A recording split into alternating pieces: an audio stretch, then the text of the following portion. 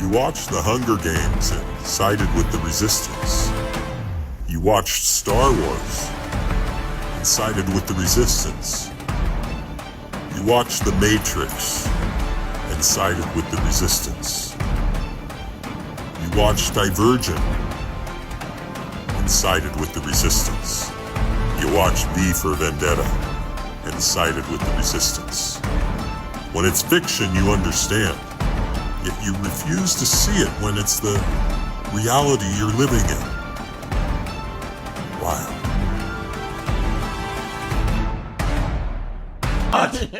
Tesco have just banned cash, and they won't say banned cash, but you can't now pay with cash in 40 Tesco cafes. And so the PR is, oh, well, it will speed up waiting lines. What about the 1.1 million people that don't have a bank account? What about all the elderly people that budget in cash, the people that still get paid in cash? But the scarier thing is it starts with a few little cafes over here, and before you know it, you cannot pay cash for anything. It's a move to control you. It's a move to tax you more. It's a move to survey you. People say to me, oh, Rob, you're being a bit of a conspiracy theorist. Google this. Do BlackRock have shares in Tesco? Our data shows that BlackRock is the largest shareholder with 8.1% of shares. So BlackRock are the biggest fund in the world. So basically they are the biggest controller of money. Who would you say is number 2? Vanguard. Guess who the number 2 biggest shareholder in Tesco's is?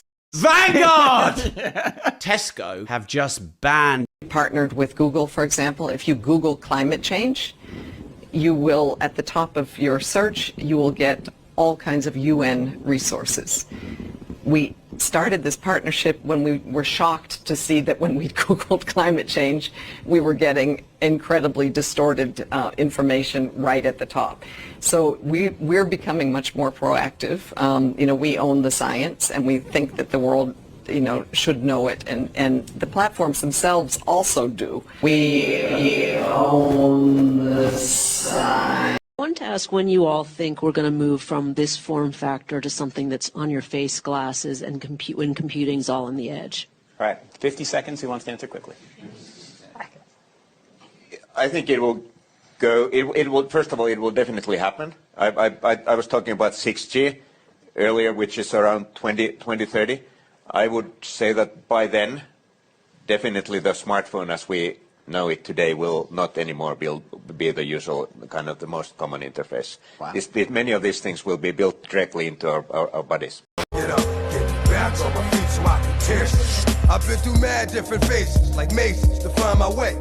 The politics of this Labour government of 2024 is about public service, restoring standards, and making sure that we always have at our mind's eye the people who elected us into government. Then I went there, delivered the whole thing, and really, only a small segment was about Palestine, and it wasn't too highlighting of actually what was going on. It was literally just about the whole, a small section, but the whole verse was just about let's celebrate conscious rap that can make it in a mainstream, because like some music that we make for the shelves, but this music we're making for ourselves, but it doesn't matter that it can't relate.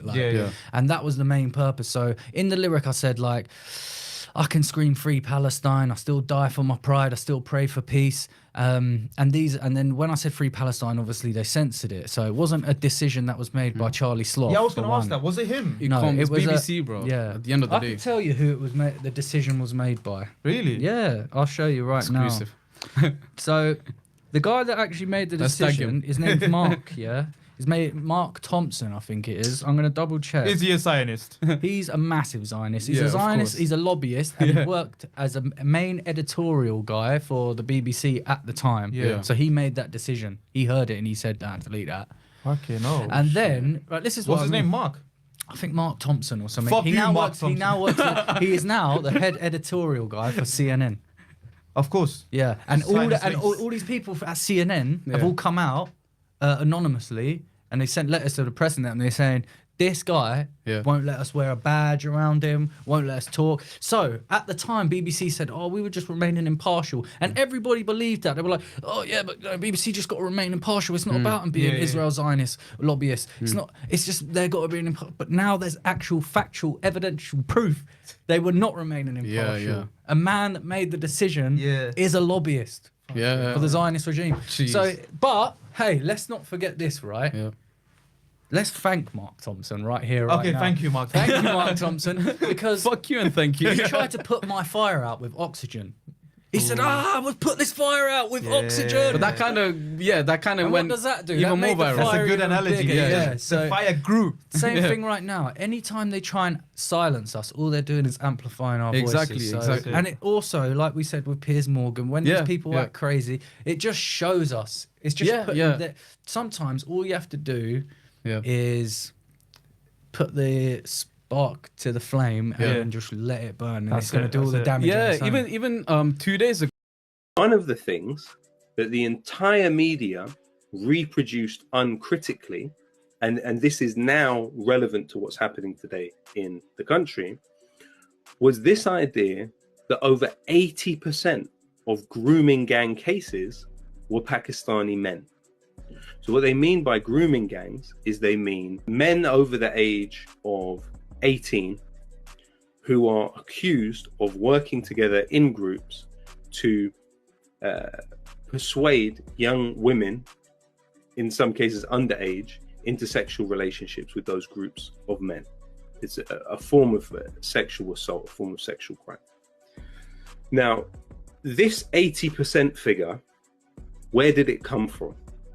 So I looked at the Quilliam report, and what I found truly should be illegal, what they did. It should be illegal. Because they took around 150 cases over 12 years. We knew nothing about the methodology of how they selected these cases.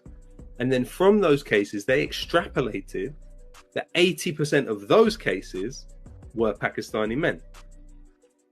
There is no legal designation of grooming gangs. It's not referred to in that way in court. So these people were found guilty of different things, right?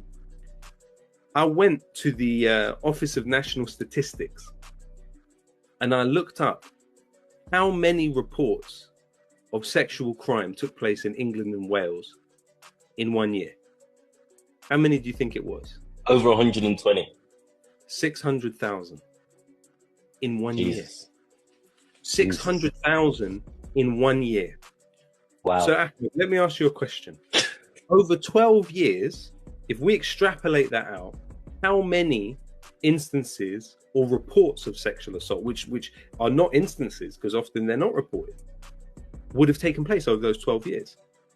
You are talking about millions. Millions. The Quilliam Foundation chose around 100 to 150 to use for their investigation.